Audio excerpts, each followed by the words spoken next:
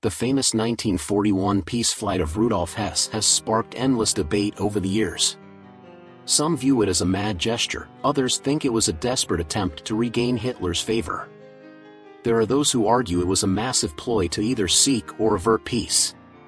Although not just a Nazi leader but one of Hitler's innermost circle, Hess had a very close bond with the Führer from early on. This bond shaped many ideas linked to Hitler, like German living space. Despite their relationship starting out almost antagonistic, Hess decided to follow Hitler from 1920 when first hearing him speak.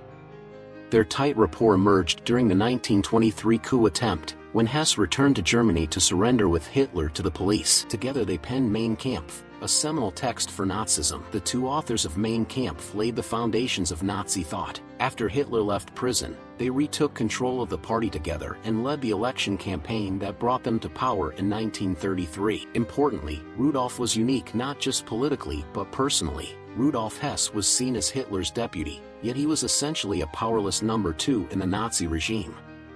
He was kept in the dark about many decisions. For example, Hess had not been included in the meetings organizing the Night of the Long Knives Purge, nor had he been informed about Kristallnacht, the first major Nazi pogrom against Jews.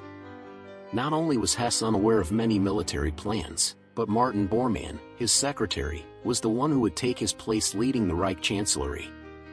Hess was sidelined because, behind the scenes, the defects of the Nazi leaders around Hitler were apparent to all except the dictator himself. It seemed Hitler did not notice Goebbels' limp, Hess' strabismus, or the fact that Hess was simply stupid, despite having nearly earned a philosophy degree before dropping out to follow Hitler, whom he had first met during World War I when they were in the same Bavarian regiment on the Western Front. They had initially met in passing, then reconnected in the turbulent early 1920s in Bavaria amid the Spartacist uprisings and attempts to establish small Soviet republics in former Imperial Germany. While Hitler was joining the German Workers' Party, Hess had not only cultivated his passion for philosophy, but also befriended influential right-wing aristocratic circles. It was Hess who introduced the young Hitler to former Field Marshal Ludendorff, one of Imperial Germany's great war heroes. Hess knew Ludendorff through family connections. His brother had been a junior officer on the general staff. In 1941, Germany was fighting a war on two fronts as plans for Operation Barbarossa, the invasion of the Soviet Union, were underway. Hitler decided to try to bring Britain to the negotiating table in order to end the war between the two countries. He felt he could accomplish this by traveling to Britain to seek a meeting with the British government. This act would have been seen as treasonous and possibly resulted in Hess's execution. After seeking advice, Hess settled on contacting Douglas Hamilton, the Duke of Hamilton, who was a fellow aviator. Hess ordered his advisor Albert Haushofer to write to Hamilton in September 1940, however this letter was intercepted by MI5. Hess had mistakenly believed that Hamilton was the leader of a British political party opposed to the war with Germany. In addition, Hamilton was a friend of Albrecht Haushofer. Hess and Hamilton had never met before. However, one of the strangest moments in history would bring them together. On November 4, 1940, Hess wrote to his wife that he was going to proceed with his plan to fly to Scotland to meet with the Duke of Hamilton. He began training on a Messerschmitt fighter plane for this secret solo flight. On May 10, 1941, we go to the day when Rudolf Hess takes control of a plane. He mysteriously flies to Scotland but never finishes the flight, parachuting out and telling the British who capture him his identity. He says he has come to negotiate, to bring a peace plan, and if he is not believed, he will be arrested and interrogated repeatedly. In Germany, the news that Hess has escaped is immediately labeled as madness. It is said that Hess had simply lost his mind, that he was not just foolish but insane. He is replaced by Bormann, who from that point begins a ruthless internal war in the party against Göring. Hess is now seen as somewhere between a madman and a traitor. But did things really happen this way? Did Hess truly act alone? Here a big question arises, with many wondering if everything said about Hess, the alleged sudden madness, the desire to fly to Scotland, the rather absurd plan to propose a separate peace to the Allies, was really his solo initiative, kept secret from everyone, or was it instead something agreed to with Hitler, who had taken precautions and gotten a letter from Hess substantially relieving Hitler of any responsibility in case the mission failed. Did it really happen that way, or did it happen as others say, that Hess had truly decided to act on his own? Hess had tired of staying in the shadows, he wanted a place all for himself. Or is there yet another version, according to which Hess was convinced that a second Munich conference was possible, when in 1938 the Germans and British, aided by Mussolini, seemed to sit at a table to peacefully decide the Sudetenland issue, which in the end was incorporated by Germany. But Hess must have been at least delusional to think that after Munich and the betrayal of the promises made in Munich just 6 months later, the British could still believe a Hitler determined to peace and not military conquest. In short, there are many questions about Hess' motivations and actions. Rudolf Hess was imprisoned and interrogated repeatedly but was unable to provide clear answers to the Allies, or perhaps he did give answers, but what we know is that the transcripts of his various interrogations remained classified and therefore we cannot access the complete documentation. An aura of mystery began to surround Rudolf Hess from that moment on. Certainly within the Nazi regime he was very quickly forgotten. An act of insubordination or even betrayal by someone who until that moment had been considered the deputy of the Führer could not be tolerated. The fact is that when the Nuremberg trials opened in 1946, Hess was in the dock along with Göring, his old rival, and all the other big names in the regime and the party. Not only that, Hess listened to everything the judges said, the charges, the evidence against him, the testimonies. He was accused of conspiracy to commit crimes against peace and of having planned, initiated and waged wars of aggression against peaceful nations called war crimes, even though Hess, after the Great War, had never pulled a trigger again. Even though Hess had been excluded from meetings, it didn't matter. And so here too we might ask the question, why bring to trial a man who had been detained for over 4 years and who had essentially been disavowed by the very regime being prosecuted at that time in Nuremberg? Perhaps there was something Hess had said that it was best he didn't repeat.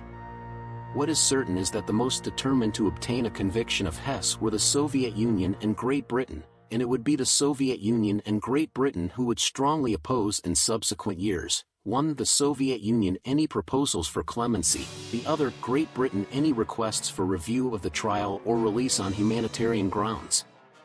The fact is that Rudolf Hess was one of the 3 sentenced to life imprisonment at the Nuremberg trials. Rudolf Hess will be brought to Spandau prison in Germany, where he will remain for the rest of his life. Initially he will be detained along with other prisoners, who however will gradually be released. From 1966, he will be the only prisoner in the entire prison, which will exist solely to keep him confined. During this time, his mental health will continue to falter and his obsessions will recur repeatedly. For years he will continue to accuse the Jews of not having wanted peace between Germany and England, even when the war was long over. Remarkably, until the end of his detention in 1969, he will even refuse to see his family. When he finally accepts, his wife and son had not seen him since 1941, so 28 years had passed, even though in reality he could have, like the other prisoners, seen them at least once a month.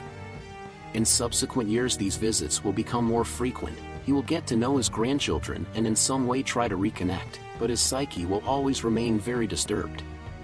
In the 1970s he will attempt suicide. At the end of 1987, at the age of 93, he will succeed in his final attempt. He will be found hanged in his cell, thus dying and leaving Spandau prison without any more prisoners, taking with him the secret of what happened. Theories abound as to why Rudolf Hess made his famous flight to Scotland in 1941. The most commonly accepted view among historians is that it was an isolated act by a man who, in his complete madness, thought this was the only possible way to steer the war towards peace between Germany and Britain. Hess believed these 2 nations should not be fighting each other, but should ally against their common Bolshevik enemy. Of course, this is not the only theory. Another prominent idea is that Hitler put Hess up to the flight. The thinking is that Hitler could no longer attempt an official diplomatic overture given the state of affairs, knowing Churchill would reject a formal pact after the Blitz and his anti-Nazi speeches. However, a secret arrangement may have been possible, with Hess sent to explore that option. This theory is largely dismissed, though, based on accounts of Hitler's rage when learning of Hess's unauthorized mission, including Speer's description of the Führer's anger. There are a couple other more fanciful theories too. For a long time, the Soviets accused the British of causing Hess's flight, claiming they manipulated him through contacts in Germany. There was also the view that MI6 masterminded the mission, using Hess as an unwitting pawn to seek peace terms. But the consensus of historians favors the lone act explanation, seeing it as an unauthorized move by an increasingly unstable Hess acting entirely on his own, without orders from Hitler. Rather than suicide, conspiracy theorists claim the Duke of Hamilton actually sent letters to Hess, which were then hidden in order to encourage him to make that flight to England. The whole thing was supposedly to weaken Germany from a propaganda perspective, but this has always been thoroughly debunked and there is no evidence for it. Then there is one final, even more conspiratorial theory that says the man who flew to Scotland was not the real Hess. According to some theories, he had died, while others claim he was still alive in Argentina. Again, this was just a body double for propaganda reasons. However, this has also been extensively disproven, not just by his family's identification but also DNA analysis showing he shared DNA with his son. So this theory has also been thoroughly dismantled. It seems the real story is the simplest one: a madman attempting something even madder, creating this fascinating mystery to embellish. I haven't told you about the fates of those involved in the story. The Duke of Hamilton had many problems as he was accused of colluding with Germany and even brought to trial, though he was eventually exonerated and continued his duties. Albert Haushofer initially escaped scrutiny as Hess's accomplice but didn't live long. In 1944 he was arrested for opposing Nazism and killed in a Berlin prison in April 1945 as the Soviets approached, despite the war being almost over.